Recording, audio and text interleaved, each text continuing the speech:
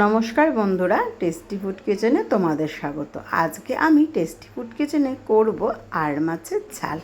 একদম simple normal ঘরোয়াভাবে, একদম বেশি মশলা না, খুব কম মশলাই গরমে কিভাবে আর মাছ রান্না করবে আজকে আমি সেই রেসিপিটাই দেখাবো।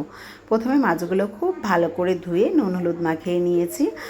আর বা ট্যাংরা মাছ জানো তোমরা তেলে দিলেই ফোটে, তার জন্য কিন্তু একটু কাঁচা তেল মাখিয়ে নিতে হয়। আর আমি দেখো আর নুন হলুদ মাখানোর পরে বেশ কিছুটা সর্ষের তেল কিন্তু মাছগুলোতে মাখিয়ে নিলাম। আর খুব ধিমি আঁচে, মানে খুব আস্তে আস্তে আমি কিন্তু গ্যাসের স্টিমটা করে দিয়েছি। এই আস্তে স্টিমেও কিন্তু মাছগুলো দিলে মাছগুলো ফোটে না একদমই। এবার আমি মাছগুলো উল্টে পাল্টে ভেজে নেব।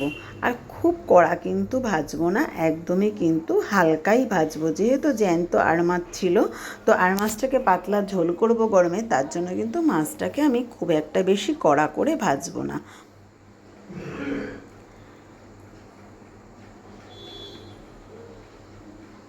মাছগুলো আমি উল্টে পাল্টে ভেজে নিলাম। এবার কিন্তু মাছগুলো আমি নামিয়ে রাখছি।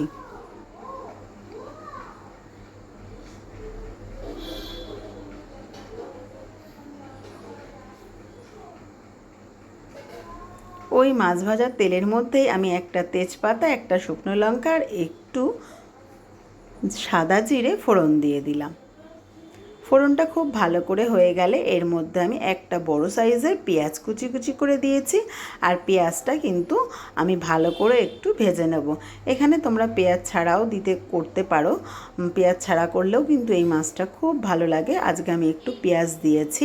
এবার আমি এর মধ্যে আদা আর কাঁচা লঙ্কা বাটা 1 চামচ দিয়েছি, খুব বেশি না। আর এখানে একটা টমেটোকে পেস্ট করে দিয়ে দিয়েছি।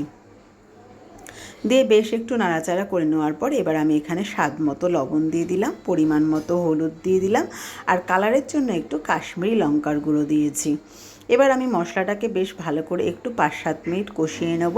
তারপরে আমি এর মধ্যে দিয়ে দেবো আমি যে বাটিটাতে টমেটো রেখেছিলাম সেই বাটি ধোয়া একটু জল দিয়ে আর একটু ভালো করে কষতে কষতে যখন তেল বেরিয়ে আসবে তখন এর মধ্যে আমি দিয়ে দেবো বড় চামচের 1 চামচ জিরের গুঁড়োটা আমি ভেজে রেখেছিলাম, তাই জন্য কিন্তু আগের থেকে মশলাতে দিইনি।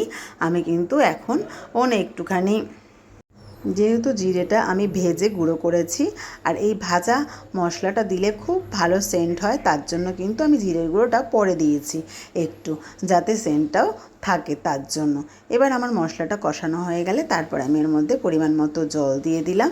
যে যেরকম ঝোল খাবে সেই পরিমাণেই কিন্তু জল দিলে হয়ে যাবে বন্ধুরা। এবার আমি ভাজা মাছটা দিয়ে দিলাম। তারপরে 5-7 মিনিট কিন্তু ফুটলেই আমার মাছের ঝোল রেডি একদম।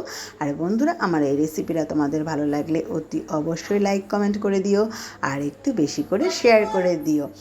ফেসবুক থেকে দেখলে আমার এই রেসিপিটা ফেসবুকের পেজটা ফলো করে রেখো, আর ইউটিউব থেকে দেখলে সাবস্ক্রাইব করে রেখো বন্ধুরা, আবার নতুন ভিডিও পাওয়ার জন্য, নতুন নতুন রান্নার ভিডিও পাওয়ার জন্য।